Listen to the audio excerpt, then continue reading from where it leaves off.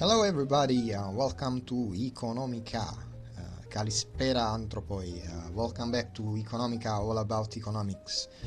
Very glad to be with you today again, and I'm really excited excited and interested about the developments in the stock market. And if you haven't done so, please go and watch the video that I published a few days ago about the tech stock bubble and the risk in the stock market of a very inflated stock market bubble, especially in the tech sectors and all these new stocks and AI stocks and that kind of stuff. And I showed in the previous video how valuation, they are really high, with very high multiples. Some stocks as Palantir, as of yesterday, were falling 20%, and the price to earning ratio of Palantir was something like 582, which is a total mispricing in the market of stocks. As I said, I'm very happy to be with you today, and I'll try to give you as much info as possible. This video is gonna be very interesting. If you can subscribe, leave a comment, just thumbs up, give me a like. In this video we will go through what is briefly. I will tell you if the market it's going through some VAR violations. So if the sell-off today falls into the category of very large volatility and value at risk violation parameters, then I will go deeper into Palantir. I've done some work on Palantir because something caught my eye as I saw that Palantir was down 20% and the stock price went from $120 to $95. And I just cross-checked and I saw that there was a lot of open interest. I will show you now. Okay, these are the option prices, and this is expiring on today, 21st of Feb. And so as of yesterday the stock went down 20% at some point, and as you can see here, there is a lot of open interest at the $95 mark and also at the $100 mark.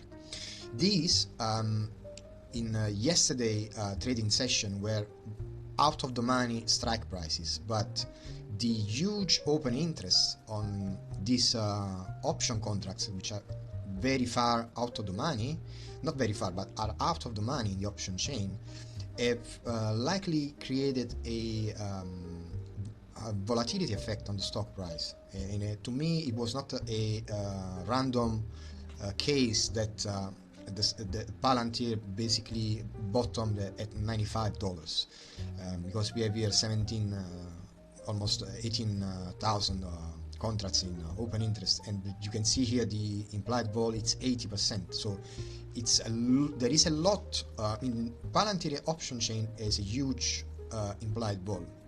If we go down to strike prices, which are $75, 70 or 60, 65, we see that the implied vol curve, the skew goes 100, 200, 300%, 330%, 400%, something very volatile. So there is inbuilt volatility in the option market for what concerns Palantir, as speculators and investors which have positioned, they probably hold the stock of Palantir, or they're just speculating about the stock price because there is something fishy about Palantir, as all the stocks that are in the NASDAQ 100, and basically most valuation across the board. Yes, it's European stocks or American, USA stock market. There is a huge bubble, but Palantir, it's a relatively new company, and the revenue, the past year revenue was something about, the net income, something like $460 million, but the market cap of Palantir was, I think now it's a little bit different because the price has changed, 270 billion. So there is a huge discrepancy between what is the net cash flow of the company, 460 million and change for the whole 2024, and the market capitalization. As when I recorded my video about the tech stock bubble, the price to earning ratio of Palantir was 582. It is humongous, and vis-a-vis a yearly dividend of 20 cents. So there is something that is really fishy about this stock price. And going back, linking this the data of Palantir balance sheet, the income statement and the cash flow, and what is the valuation of the stock price, what is the price to earning ratio, and linking that to what is the positioning in the option market, you can see that we have a lot of open interest. Just this week we had a lot of open interest in put strikes and also call option, but mostly on the put side of the option chain, out of the money, even far out of the money. And basically this high volume, high open interest in option prices which are far out of the money, they create a volatility skew, so that when the stock price starts to go down, then you have volatility in the option market, which is a derivative, and the stock price just going up. So you have a leverage effect and an amplifying effect on the downside, something that I said also in my previous videos. And so that's why at some point the stock was down 20% and it bottomed around $95, and we see how large was the open interest for the $100, which is in the money, just near at the money, sort of, for the strike price of $100. But yesterday's sell-off started around $120, $119, but don't know exactly. But I don't trade stocks, and as the stock, this is a clear example. The stock is gone down 20% in a day. That's why what I'm saying is that don't trade the market. This market, it's very inflated. The stock valuation are out of whack with any sort of balance sheet, income statement, or price to earning ratio. There is no way the stock market can be so inflated for so much long. And I just want to give you all a stark reminder. We are in 2025. We are just a little bit less than 4 years time distance, if time is a distance in a space-time, 4-dimensional manifold, to 2029. So in 2029 we will have a centenary celebration of the 1929-1930 Wall Street crash, and I don't want to hold stocks, any financial product in this period going towards 2029. Call me a doom monger, I want to scare you. No, I just want to tell you that history, especially also in stock market, because I have to study what is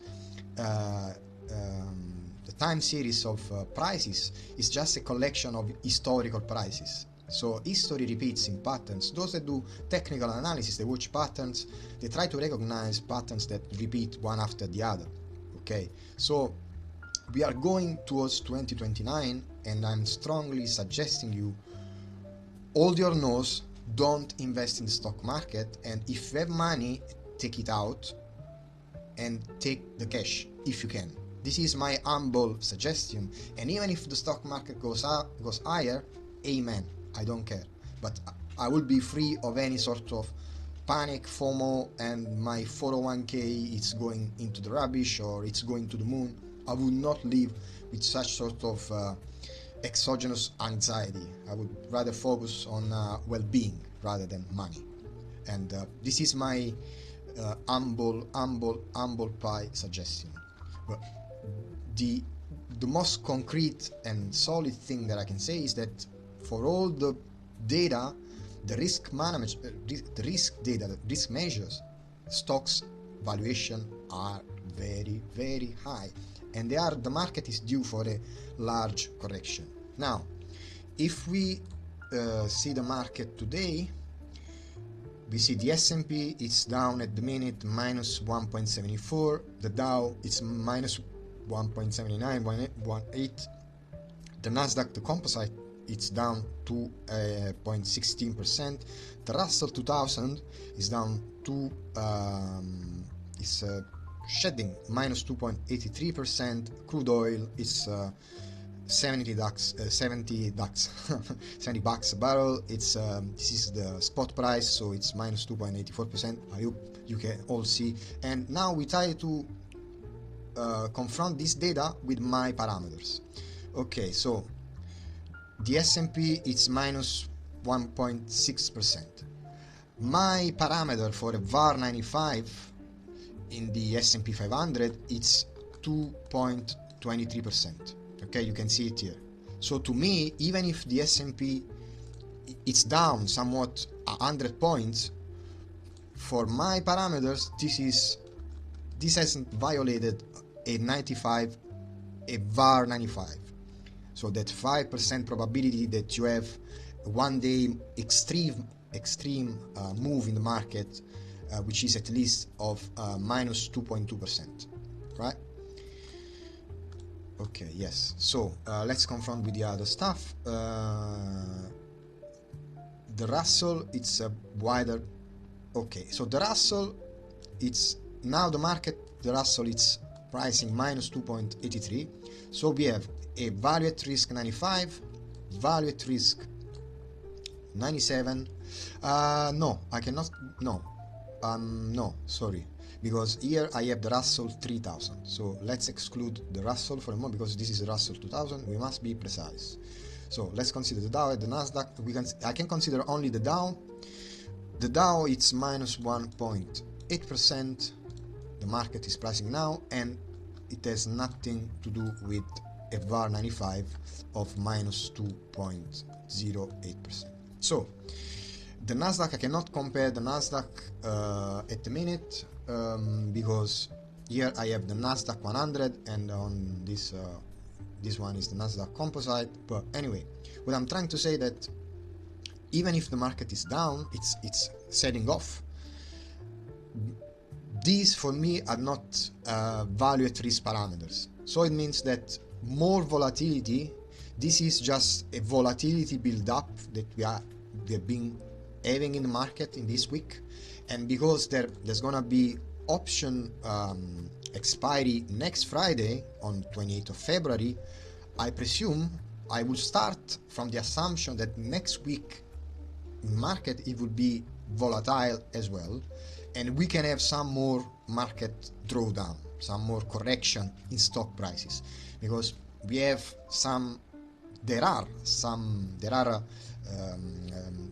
risk management measures which are basically they are automatic, they kick in automatically. It basically just if you consider the delta hedging of market makers. So as Palantir stock was going down yesterday, for as much as the delta was increasing, the premium was increasing in value on the put skew, then market makers they were forced to sell outright the stock to hedge their exposure, their delta hedging.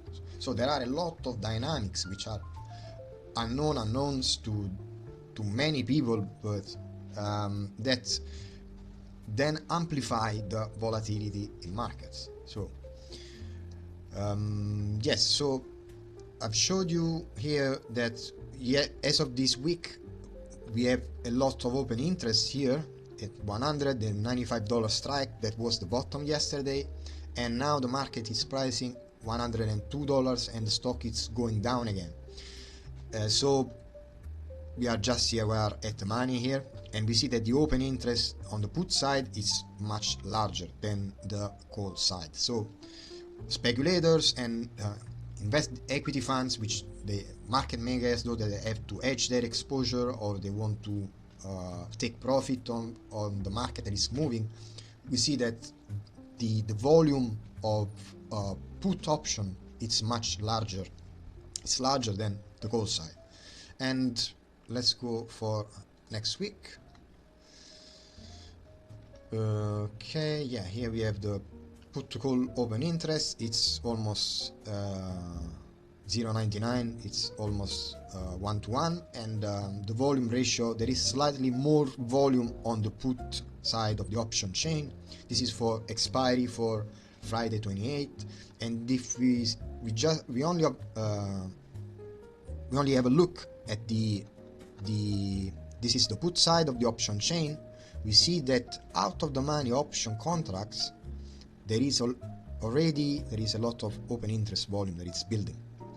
So it won't be a surprise to me that Palantir will go to 95, will break the bottom at 95, it will go to 90 or 85, okay? Because if we do the cash flow and balance sheet financial ratio and analysis of Palantir, we can appreciate that the company stock price is a lot overvalued, a lot. So this was the price, you see, 119. So that was before the sell-off. Now it's $102, and the price to earning ratio was 580. So it means that at 20 cents dividends every year, you will have to wait 582 years to see back your capital your equity investment to buy of owning one share of Palantir, okay? Because even this concept that equity holders, shareholders, they own the company, it's aleatory, it's marketing. Yeah, because if the company goes bust, the shareholders, they lose all of their money, and for sure nobody from the SEC is gonna call you up and say, okay guys, who wants the table, who wants the chair, who wants the desk, who wants the server racks, or who wants the coffee machine. No, it doesn't work this way. If you are a shareholder in your 401k and the stock goes to zero, you lost your money. That's it, end of the story. So you don't own a little nothing of nisba nunca zippity zip of any company, okay? This is marketing. They have to sell you stocks, buy that stocks, buy the other stocks. You are a little shareholder of Microsoft, they pay you a dividend, but you don't own the company basically. I mean, the desk and the chair and all the Microsoft servers and stuff like that, they're not in concrete terms, they are not real ownership of the shareholders. They are of who owns Microsoft, who is the boss of Microsoft, or the founder of the largest funds, okay? So I'm totally contrary all this marketing narrative that people have to invest in stocks. For me, it's the wrong way of making work the economy, because the economy works with real investments. So Keynes, John Maynard Keynes, wrote in his book that the income of one entrepreneur is the investment of another entrepreneur, okay? So the income of Palantir derives from the investment of another company. So a company buys some some services from Palantir, so Palantir generates revenues. But Palantir revenues are not lollipops and ice creams, okay? It's not consumer spending. Palantir revenues are a direct function of an investment from another company. So that's how the economy works, okay? So Microsoft generates revenue because other smaller businesses, they need a Microsoft Cloud, they need Windows, they need products that Microsoft provides, okay? So John Maynard Keynes explained very, very well how the economy works, so that the revenue, the income of one entrepreneur is a direct function of an investment of another business, and so are the wages of the workforce that works for a business. The wages of the workers, they are a direct function of an investment that comes from another company, okay? So this also basically unmasks or explains the very easy concept that the economy works for consumer spending. No, it's not.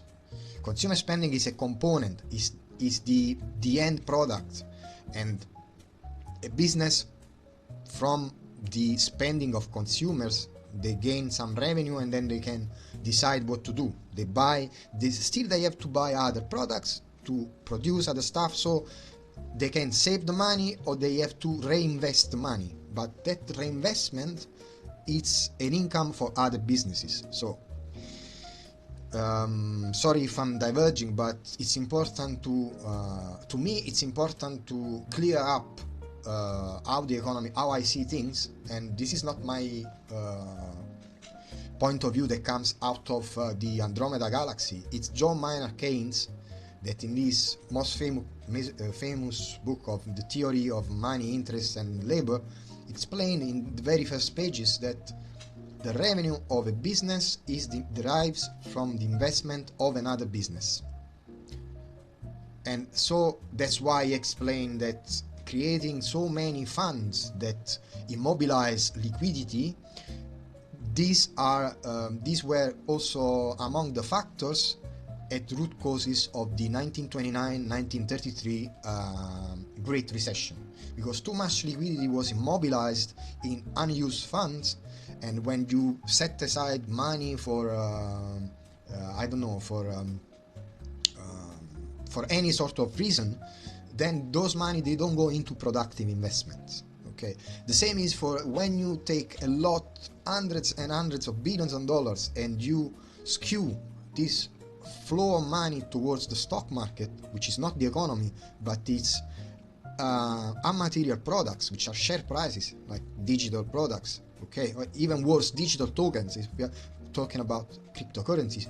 All the market capitalization, definitely it's not working into the real economy for productive economic activities, okay, and so that the workforce can be more productive, we can produce more output for the same number of hours, okay. So the stock market is a nice gambling casino, but it's a very bad system. It's the parallel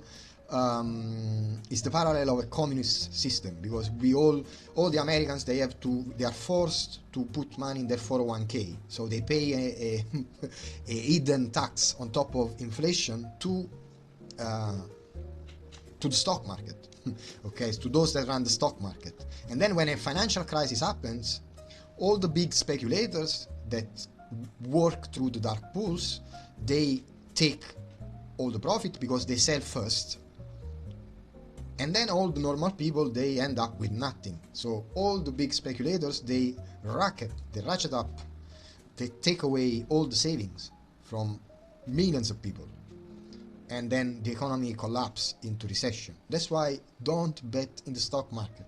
Don't do it. Use it for improving, I don't know, improving your house, having a small business, for travel, enjoy your life. Don't waste your money in the stock market.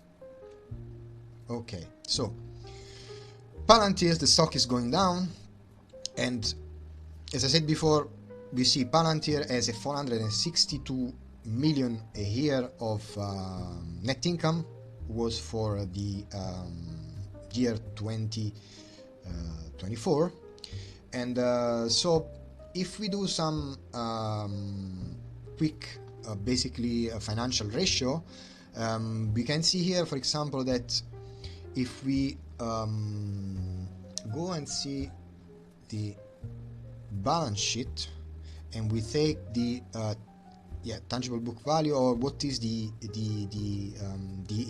stockholders' equity, we have a 5 billion stockholders' equity, and we make a proportion between this 5 billion stockholders' equity and the number of shares outstanding, then we end up that the book value per share is $2.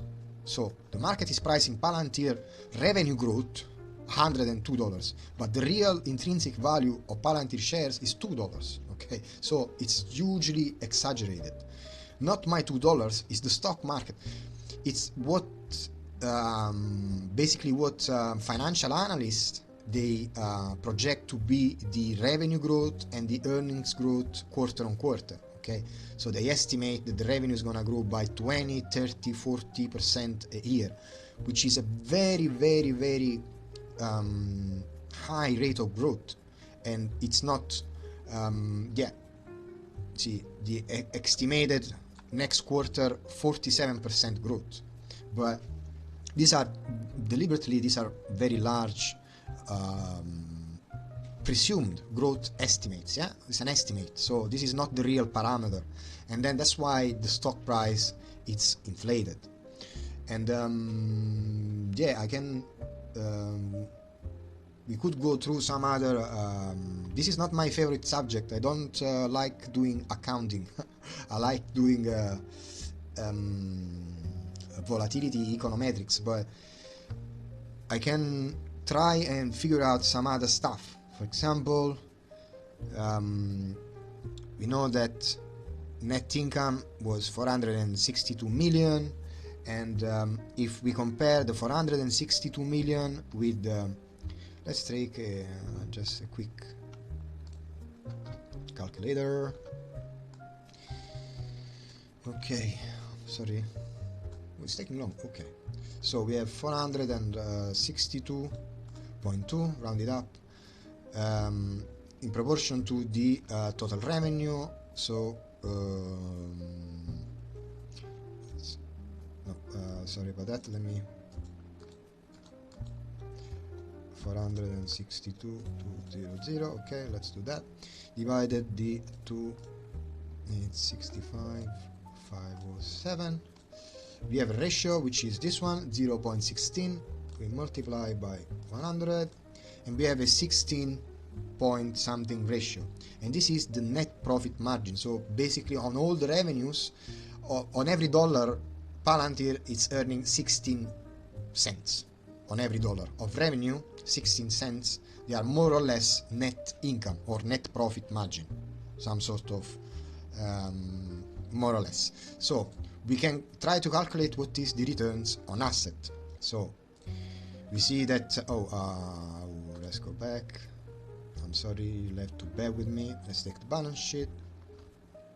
Okay, total asset at this 6.3 billion or something like that. I hope I'm not, if I'm saying anything wrong, I apologize. So 467, 918 million in net income, and we make a proportion with the total asset, and we see that we have this ratio. We multiply by 100, and we know that the return on asset is 7.37%. So it's 7.38, it's a little bit more than 7% on return on asset, and the return on equity it's 467 million. Okay, divided by the the equity, shareholders equity amount. So if I'm doing anything wrong, I'm sorry, but anyway, this is a 9.3% return on equity. So these are not really stellar numbers.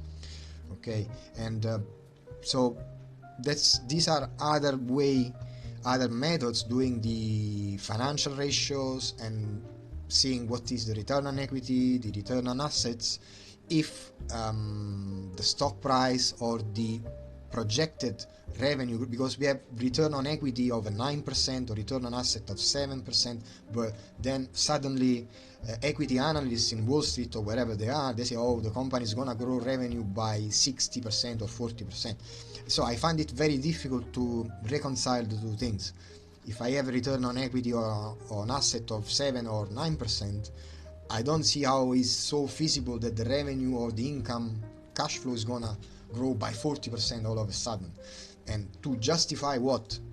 To justify a 580 of price to earning ratio. It does not make any sense. So these are, so we start to see also how the equity desk in investment funds, they plug up from the air balloon, some revenue growth numbers, revenue growth percentages, which are enormous, just to inflate the share price and to justify a speculation of chasing up the share price. Okay, so if we, so we can do the price to earning ratio now divided by 20 cents. So the PE now it's 509 with this stock price. Okay, so if I do let's do a price to earning ratio of 20, multiply the 20 cents dividend per year, we are talking about $4, guys. Okay, and the stock price is $101. Another thing to bear in mind is that 60% of Palantir revenues, they come from federal government contracts. So the moment that the federal government, the public sector money, they disappear from Palantir cash flow, then you will see that the revenue is not going to grow, and maybe they will have a problem with the cash flow of the company. Maybe that the net change in cash flow, it will be negative or something like that. But anyway, another component to bear in mind is that 60% of Palantir revenues, they come from federal government contracts. So, and 40% they come from other business contracts, which are in the private sector. And so if Palantir doesn't get the same cash flow from the federal government as it seems from many other companies, then the federal government, they have to cut spending and they have to cut the fiscal deficit, and they want to have an efficiency review of all the public procurements of contracts and all the pork barrel politics and stuff like that, the efficiency, etc, etc, etc. Then I don't see how Palantir can grow its revenue by 40, 50, 60%. Okay, and the price to earning ratio 20 multiple and 20 cents dividend, the stock price is $4. Okay, and now we are at $100, and so that's why I said Palantir, it's a bit fishy. And that's why if we go and see the option chain, we can see that there is a lot of volume of open interest for put contracts which are well out of the money far down the option chain, with strike prices which are 95, 90, 85, $80. So speculators, I think they could profit, and we see here the change in the value of the option contracts, which at the minute they are very cheap, like $80 is just 30 cents, or I mean 28 cents. So these are very, very cheap put option contracts that could basically, with implied volatility rising up and the stock price going down, even if the stock doesn't go to 80 but it goes to 90 next week, then the premium on a put option of $80, it will go from 28 cents to 30, 32, 40 cents. It depends on, we can try and figure out with the delta. Okay, there's a delta here of 48. So basically you're talking about of 4 cents, 5 cents for every dollar move. Okay, so $20. Okay, so let's say 20 times, which then the delta it doesn't stay the same, because there is also the gamma effect and all the other Greeks. Yeah, the premium, it could change a lot. The premium of the option, even at the 80 strike, it would change a lot. It would increase a lot in value, and so it would be profitable. Even if the stock price makes a bottom at $90 and doesn't hit the strike or $80, then the option premium, which is 28 cents, it can grow a lot, and so it will be very profitable. Yeah, the delta is 4 cents. So the gamma, okay. I'm not very familiar with this stuff, but so that's why for those that are speculators, a nice play to have, it's just to, for example, to recognize that Palantir's valuation does make sense. I have Palantir in my portfolio, and then I think, okay, maybe it's better if I start to take some put options if I want to keep Palantir in my stock portfolio, or if I want just to speculate, I can buy some naked put options and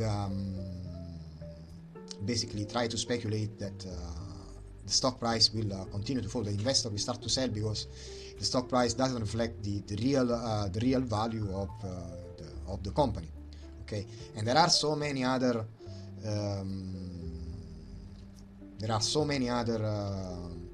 parameters that we can utilize, and I can give you just a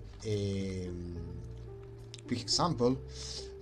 So if we assume that we know that the risk-free rate is 4% more or less, and we know that the beta of the stock is 2.8, so it has a very high beta, we can try to use the CAPM formula to extrapolate the weighted average cost of capital, cost of equity of Palantir. So if we assume, for example, that we have a let's for argument's sake 4.25 risk-free rate, we know that the beta of the stock, sorry, let me start again, I made a mistake. We know that the beta of the stock is 2.81, and we want to assume that the risk premium, let me use brackets. Oh, this is so easy, I'm sorry. 0.25 plus the beta of the stock. Okay, let's assume that the equity risk premium it's I don't know, 10%. Yeah, okay, let's do. So the way, so we have here 32.3%, which it isn't really the whole weighted average cost of capital. This is the required equity return of Palantir, but let's use a most common data. Instead of 10%, let's use a market risk premium of 7.5%. So the required return on equity of Palantir, it's 25.32%. Okay, then we can start to have an idea of how Palantir works, and so we can make a very simple observation. What is that? This is the balance sheet. I need the income statement. Okay, so we see that the net income of 460 billion, more or less 60 million, sorry, it's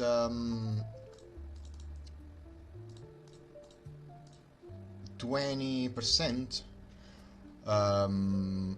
margin on the gross profit figure. And let's see, in 2023 we have 209 million on the gross profit. It's a billion, 1.8 billion more or less. So we have 11.7%, and here we have negative net income. So I'm writing down 11.7%, 20%. Let's calculate this one. Minus 373,705. The gross profit 1.5 billion more or less, 322. Okay, so minus 25% or 24.95%. Let's go back to 2021. So we have a negative 500 and negative half a billion, and the gross profit was 1.2 billion. So yeah, minus 43%. Okay, so I want to do a quick 0.2 plus 0.117. Let's do it precise. Let's do again this one to have the exact proportion. Just trying to figure out what is the okay, perfect, plus 0.117 plus or minus, it would be minus 0.2495 minus 0.4327. I think I'll have to do it again. Okay, let's do it again. So we have 0.201 plus 0.117 minus 0.2495 minus 0.4327. So divided by 4. Okay, so what have I done here? What I've tried to understand what is the let's say terminal growth on average in 4 years of Palantir, what has been the proportion between the net income and the gross profit, and is minus, you can see here, minus 9.1%. But in the past 2 years, the margin of net income on gross profit has been 12% and 20%. So what we can try to figure out is the having a look at the balance sheet is to find out what is the weighted average cost of capital. And so basically the way I do it to make it easier and simpler, I'll take the total gross equity and market value, and I'll see on the proportion of assets at 84. Okay, so it's 80.35, and so this will tell me that the total liabilities will be 0.19. okay, we'll do it, we can do it quickly, but it's 19, it's 1 minus the value of equity, so it's 1.246477 over 340,884. So it's 0.1965, and we have the proportion of equity and debt on assets. So what we can do is to try in a very simple manner to calculate the weighted average cost of capital. So we'll take, for example, the proportion of the equity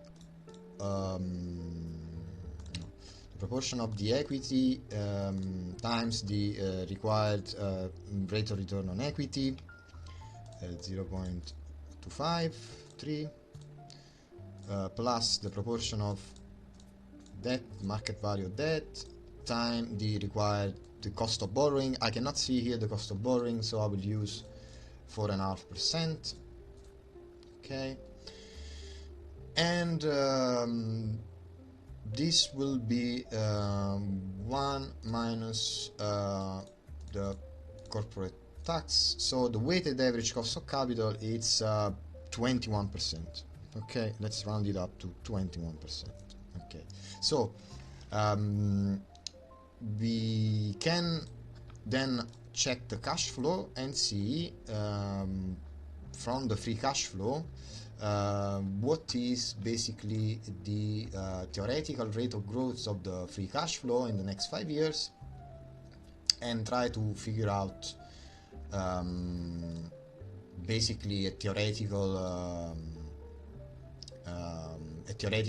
share price of Palantir for the market, to price it now for what can be a 20 or 30% growth in 5 years time. Okay, so we take the free cash flow figure. Where is my calculator? Where's the calculator? Calculator. Here we are. So we can take the free cash flow figure 31, and we multiply the free cash flow figure by, I don't know what is. Well, the company says they're gonna grow 30%. So after the first year, this will be next year theoretical free cash flow. Then in 2026 theoretical free cash flow, 2027 theoretical free cash flow, and okay, so in 5 years time theoretically the free cash flow should have would grow to 3.2 billion, but we saw that the proportion of net income on gross profit on average in 4 years is negative 9%. So applying a 30% growth figure, it's a bit risky. But anyway, with this we can try to figure out what will be the terminal value of the free cash flow of the company in 5 years time. Oh dear, oh, I made a mistake. Let's do it again. Okay, I'm sorry to keep you here. Okay, so the discounted cash flow at 30% in 2025 will be, by the end of this year, 1.483 billion, but I don't think so. In 2026, 1.9, 2027, 2028. Let's stop at 2028. And so with this, then we can try to calculate, I was saying, the terminal value of the company, and we do this simple, we apply a required growth of 3%, which would be in line with the GDP growth of 3%, let's say. And then we discount by the weighted average cost of capital, which is 21%, minus the terminal growth rate, more or less, and the terminal value of the company. I think I will calculate it again. Let me write down this. So we tried without Excel to have a terminal value of the company. As I said, this is very, very difficult without Excel, so I prepared a small Excel, and you can see I start from the free cash flow of 2024, and I project the free cash flow going forward at a growth rate of 30%, and the terminal value of the company is basically the same mechanism as I said. It's this 4 billion, because these are in thousands, so it's 4 billion, and then we multiply by 1 plus the growth rate of 3%, and we divide by the weighted average cost of capital to the growth rate.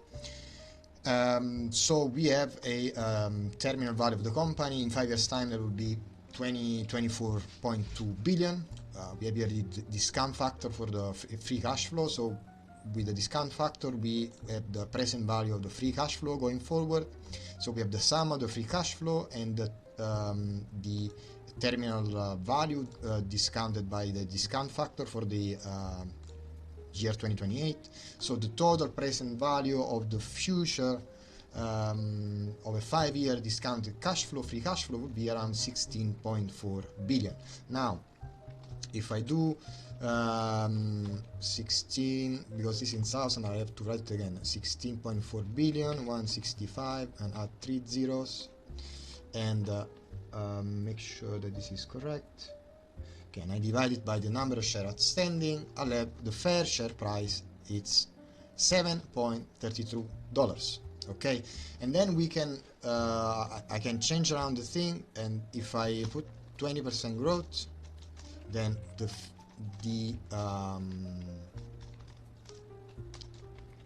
free cash flow projection will change, and also the discount factor, the terminal value of the company, and also the total value of the company, which is this one, and I will have to change the total value here. Unfortunately, I have to write it. Just one second, it takes 1 second, no problem. Bear with. I don't wanna make a mess. 11831 So fair share price, it's $5.26, and we see after hours we are at $100. So let's assume again 20% growth, but then we can change and say, okay, if the weighted average cost of capital, for example, it's 10%, we see that the value of the company, the the present value discounted in 5 years at 20% growth rate, it's 17.5 billion.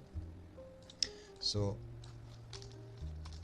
17,554,114,000, right? We have again $7.8, and if we change 30% growth rate, as Palantir says that they can have 30% growth rate indefinitely every year, no matter what is the spending cuts that the federal governments will have. So the present value of future cash flow, the total present value of future cash flow is 24.7 billion. The fair share price is $10.99. Okay, so we can change around things, and basically we get to a fair stock price valuation based on the cash flow of the real cash flow of the business, which is way in the best estimates is 10% of the value of the market now. Okay, so I don't want to sound alarming, but as I said, Palantir it's a bit fishy for me, the valuation of the stock price. And as I said, we had a lot of volatility on Thursday, and the stock price went down to 95. So if we go and if we check again the option chains, as I showed you before, and these are for the next week to Friday 28th of February, so will be the last week of February, and also an option expiring day. We have a lot of open interest, a lot of volume on the 100, 95, 90 strike price, 85, 80, and there is no volume for the call side. So investors, they are already hedged and probably speculating that Palantir share price will can go down quite rapidly to the downside if and when volatility picks up. And it's important to repeat again what happens with market makers. So the higher the delta, so this is the delta. So the delta tells me that for every dollar that Palantir, the stock price changes, for every dollar change in the stock price, the delta of the option increases by 50 cents. Okay, so if the stock price goes from 100 to 99, the delta will grow by 50 cents. And market makers, they are delta hedged, so in proportion of the delta of the option, they have to sell, they are forced to sell stocks. And remember the leverage effect, that every option contract equates to 100 shares. Okay, so that's why high open interest, like 9,000 open interest here, if we multiply for try to do a quick calculation without doing any disaster, that would require 987,000 shares to be sold in the market. Okay, out of the 2.2 billion shares outstanding in the market, which is not a negligible amount. So this amplifies volatility for market makers and the funds that have exposure to Palantir and they own the stocks or things like that. They will have probably to bid to buy more put options to have protection to the downside. So there is very large probability that the stock price will continue to decrease, basically. And yes, as I said, Palantir caught my eye because on Thursday the sell-off went from 120 to 95, and the after-hour price was $100. So I'm quite confident that the sell-off will continue, because we know that the fair share price can be $10, $14, $20 based on the free cash flow of the company projected forward. And the market, it's already well positioned in the option market on the put side with strike prices which are out of the money, and they can create a lot of sell volume and volatility in the stock price. So in my previous video, the tech stock bubble risk, I showed you that I worked through the old 100 stocks that are listed in the NASDAQ 100, and nonetheless I have the Garch models parameters of Palantir and the chart of the historical conditional volatility. And recently we have seen a very high spike in conditional volatility, 6 units almost in conditional variance, which is also a sign of high volatility in the stock in the recent history of prices. And so this carries forward in the market action, in the price action of the stock. So for the option market, we have the Black-Scholes formula, and also we have another model which is the Aston model. Now the Aston model is a tiny a tiny bit more complicated, but in my studies, in my late studies, I discovered that the Garch model, so these parameters are very useful for risk management, also for pricing options. And from these parameters I can basically derive the parameters for a Aston model.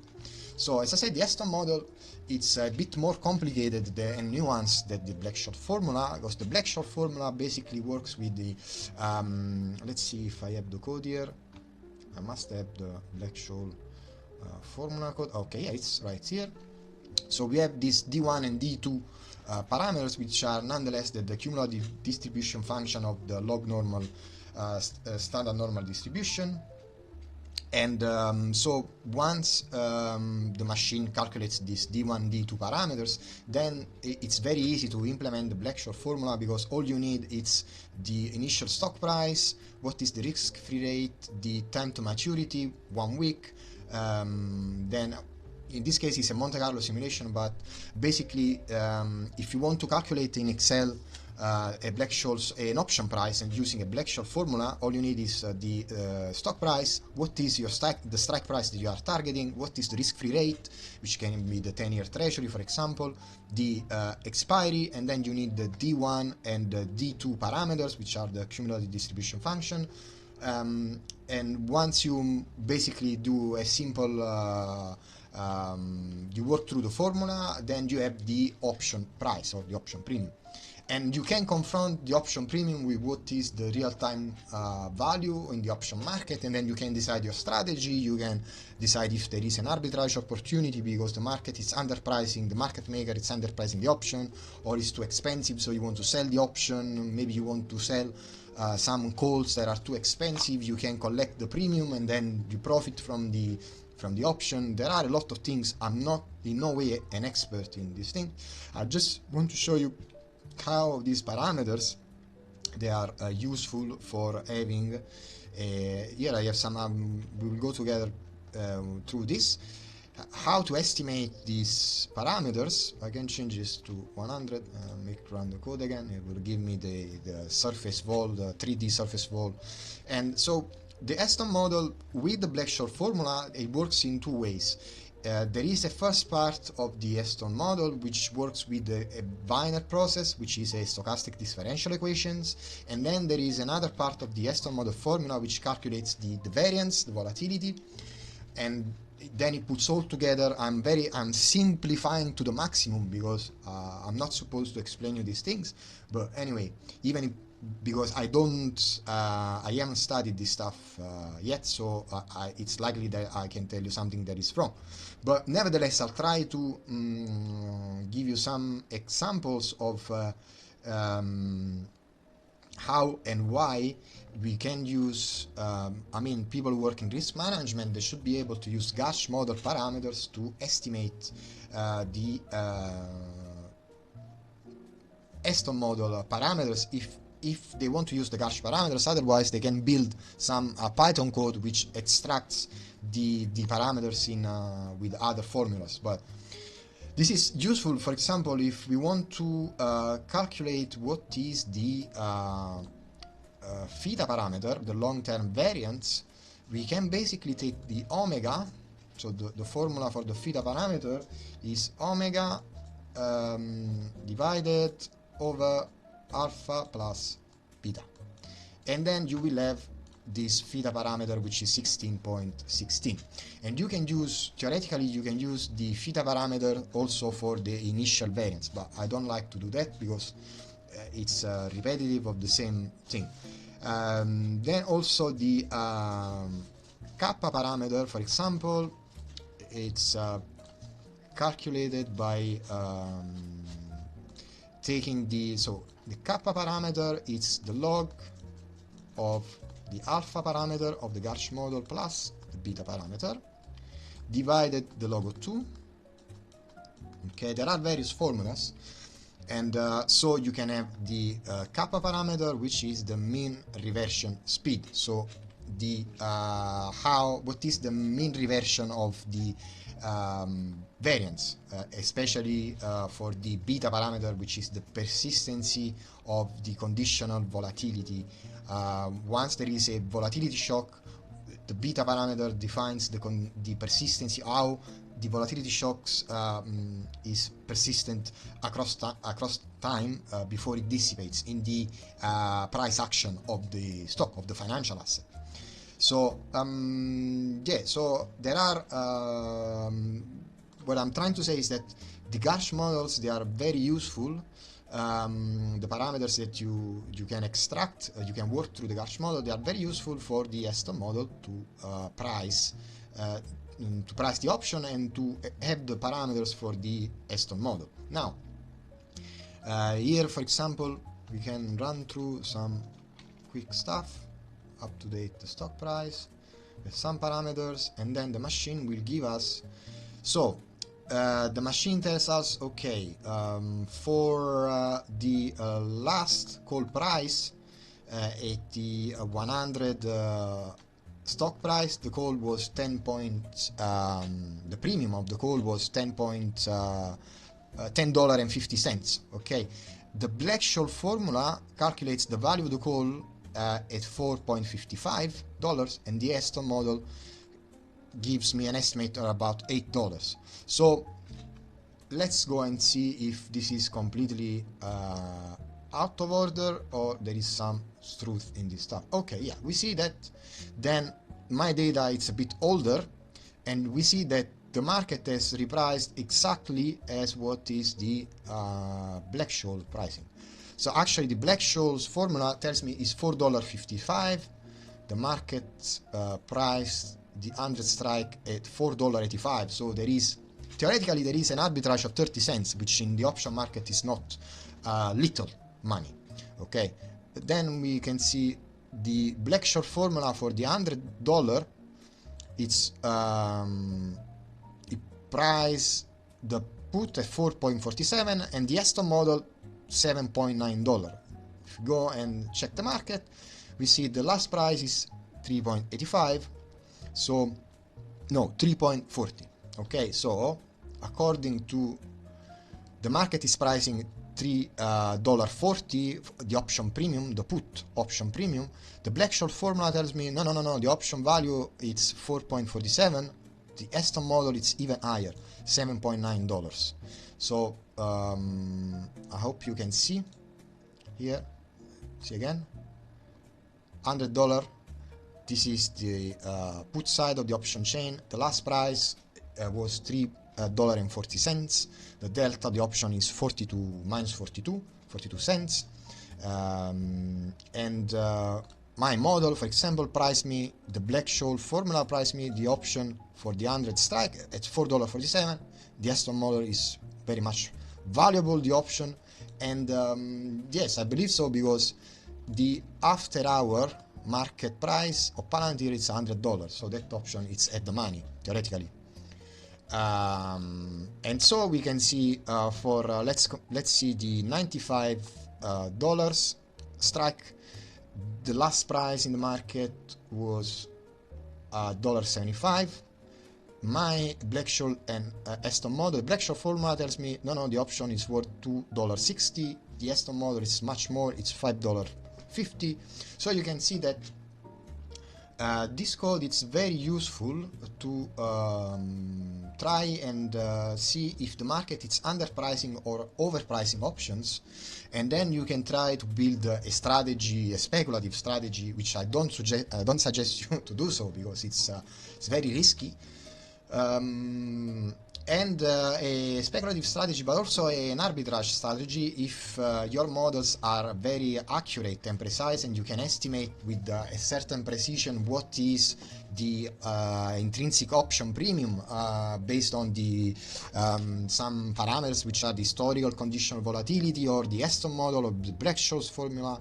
Then, for example, next week the market opens and I want to buy a naked put of $95. The market was pricing 100 and theoretical price $1.77. The delta is 25 cents, more or less 26 cents. But I know that for the $95 strike, my Black-Scholes tells me that even if the price in the market is $1.77, the intrinsic value of the option will be $2.60, or if the Aston model is even more precise, it can grow as much as to $5.50, and this is very likely because the stock price Palantir closed 100. It takes nothing for it takes 1 or 2 days of volatility for the stock price to go from 100 to 95, and maybe by Friday will be $90 or $85. So let's see, down the $85, very out of the money. Okay, so the last call price, so the Black-Scholes and the Aston model are pricing the call at $16 and $17. Let's see the price in the market. Yeah, we are bang in line with what the market is pricing, $16.70, and the ask was $17. So the Black-Scholes is more on the bid side of the option price.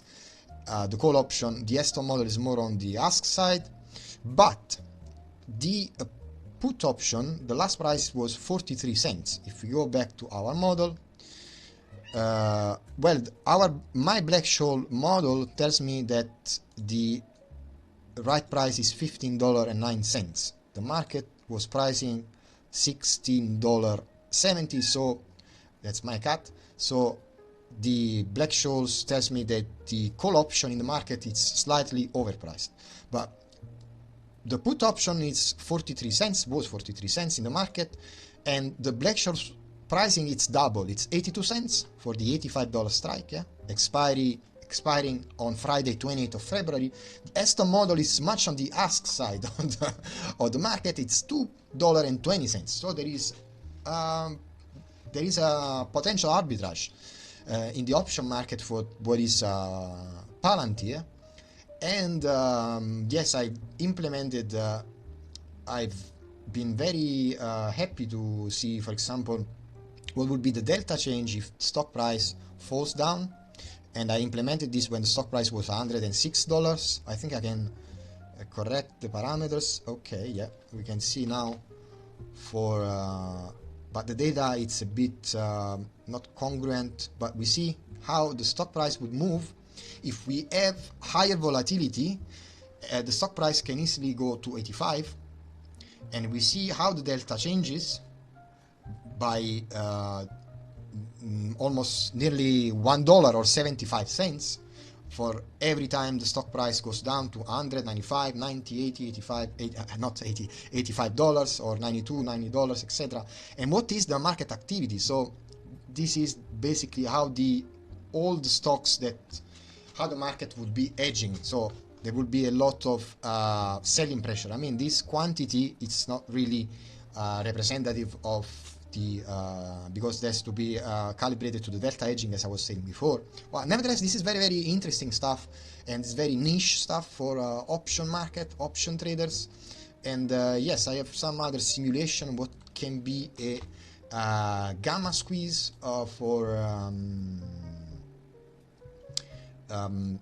for the option market, and premium paid, if I ever put, that's $3.50. So here we have the these are the outcome of the machine, and it tells me what is the selling pressure. If we take this data as a percentages, we see that the market selling pressure for a downside momentum in the stock price, it will be between 30 and 44%, according to where the stock price will settle down on $95, $90, $85. This is all a speculative option pricing simulation, and nevertheless it would be interesting to implement in the real market activity. So yes, I tried to have some other kind of let me narrow down the thing. I think I'll wrap up the video in a bit because there is so much material. Yeah, this is very nice. It's just a fancy chart of the implied volatility, but we can see that the implied volatility is very, very high when we are going for the strike prices which are out of the money. Again, 95, 90, 85, $80, we see that the volatility skew is very high, and effectively Palantir has a very high implied vol. We see here that implied vol skew is very, very high. At the money here we are 78% implied vol, but even the $95 it's 84% implied vol. So it's the market, it's pricing also a lot of volatility, and also the call implied volatility in the call side, it's very, very high. So it would take some bravery to short the calls, but I think that shorting Palantir calls, it can be a profitable option strategy. I'm not suggesting you to do anything of the sort. Forget what I said right now. But so basically there are some, let me see if I can correct the parameters, sort of. Yeah, let's stay with these parameters, and yeah, these are the values that we saw before, and these are basically, the charts are easily to see. So what is the market price of the call option, and it's compared the orange and the green line with the Black-Scholes and Aston model, and we see that both models, they are they show me that the call option prices are overpriced. Charts are very easily readable, very easy to understand. So the market is, the blue line is the market price of the call options, and so both the Black-Scholes and the Aston model, they show you that the market is overpricing the call options. And one instead, as we saw up to now, the Black-Scholes model and the Aston model, they show me in the chart that the market is underpricing the put options, and we see here the theoretical mispricing of the out of the money put options. And then I tried to do some classical option strategy to see the payoff of options. Well, I would have to change the parameters here. I think it would take too long to work out these things, but nevertheless I will have to. Okay, but this is I think this is this bearish put butterfly will tell us that theoretically it would be profitable to have a structure of high strike price at $110, the mid strike at $105, the lower strike at the $100. The option premium, they are not the same because the market changes by the minute, but nevertheless we see that the break even, it's here, and of course there is a $3.60 gain. I mean, yes, I've done some work to see what was the theoretical option strategy, and then I simulated with the Aston parameters the Palantir stock random walk, and we see here that the stock is likely to go down from $101 to 99 and below, and maybe to go up again, but this is another Monte Carlo simulation, so I would take it with a pinch of salt. And these are the divergences between the call and put option prices. So it's been a very long journey, and we started from the Excel file, and I showed you this again, this Palantir, which has a very high price to earning ratio. I think now will be around 520. We try to figure out what is the theoretical fair price of the stock, maybe based on the free cash flow. Let's say $10, $20. The stock price is $100 in the market, and we can see again that there is a lot of option activity on the put side that can exacerbate volatility to the downside and force market makers to sell the stock, as the delta of the option would gain value with the stock price going down. I do expect the stock price to go to be discounted from $100 to $95, $90, and yeah, from me it's whole for now. And yes, we can check another small thing. We can see how far Palantir is sold off, and see if it's a large volatility move or it's a negligible volatility move. Let's do it with the Higash model altogether, where we are here. See, so this is understock. Bear with, because in my previous life I did some conditional volatility econometrics. bear with. I have to prende decisioni and find PLTR and see what are the data. Okay, bear with me and just have a laugh in the meantime. We are almost there, we're almost there. Bear with PLTR. Okay, so what we have here, it's again the EGARCH model implemented with the value at risk threshold with the Pareto distribution, etc, etc. So okay, so the Palantir VAR 95, it's 5.1%, and oh, these values, they are exaggerated. Let's go to the other one. So let's bear with me again. Let's go quickly. Alrighty. So if you are liking this video, I'm not liking it very much now, because I have to find again yes, the charts of the GPD, the EVT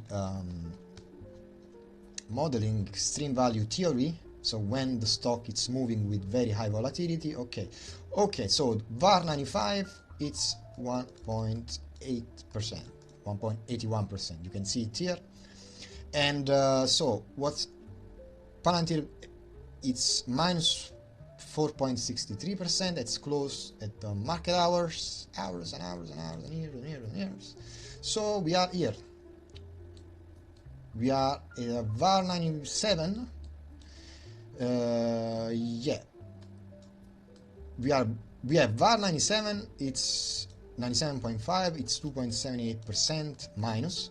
But then the expected shortfall is another 4%, or we can call it a VAR 99, more or less, give or take, because it's a minus 4.26%. So Friday closing of Palantir, it's a VAR 99. And again, when Thursday Palantir did intraday minus 20%, which is out of the charts. So the stock is very much overpriced, a lot overpriced, and so there has been a huge dumping of the stock, because it's too risky to have $120 stocks, which the real value can be something between $10 or $20 a share. And we see here the VAR 99.9, it's 9% plus a 10% expected shortfall. We are around those boundaries of the black hole horizon or something like that. Or the singularity of money, which is I don't know what kind of concept is that. There is no singularity of money. I don't know what is the singularity of money. Can we talk about quantum mechanics? No, it doesn't work. When it diverges, it goes to infinity. What is the ratio goes to infinity? I don't know. I don't know what is the singularity of money. I don't want to know what is the singularity of money. But anyway, Friday -4, we are at in a VAR 99 vol. Thursday was volatile, so we can expect reasonably. We can expect that because we have VAR violation on Thursday and Friday. But remember, the market, it doesn't seem to me that has made some VAR violations, some value at risk violation. It's reasonable to foresee that Palantir volatility will go higher, and there will be some other days when the stock can be down by 3, 4%, 5%. It depends what is the market action, the whole market. Now we are focusing just on one, only on one. Oh, scheiße. This is PayPal. I'm talking too much without watching the right data. Anyway, okay, this is Palantir, so let's do it again. Okay, so yeah, it's a VAR 95, oh, it's here, okay. But anyway, the concept is that, yeah, okay, so -20%, it's definitely in the VAR 99.9 realm. This is Palantir, okay, so so you can see the data, you can see better than me, so if you're watching the video you will do a better work than me. So Thursday -20%, and this is -27, VAR 99.9, so it's completely feasible. The stock price can crater like really a black hole. So -4.63%, which is the Friday close. It's around here, this range. It's a VAR 97.5 plus some expected shortfall, and so Thursday and Friday, higher volatility in the market, very high volatility for Palantir and some other stocks, and so we can expect that the week going into the trading week going into Friday 28th of February, which is the last week of February, the market is going to be very volatile, and you can do some theoretical speculation about Palantir stock price, or I'll show you. You can go on bar chart, which is a very nice website also for live stream, live real-time data, and see how the options are pricing the market, etc, etc, etc, how the market is pricing the Palantir option chain, and if there are opportunities for some put options which are very cheap and they can exploit the volatility in the stock. So I hope you enjoyed this video. Please leave a like, leave me a comment, tell me if you want to see something more, and yes, see you soon to the next episode, and stay safe.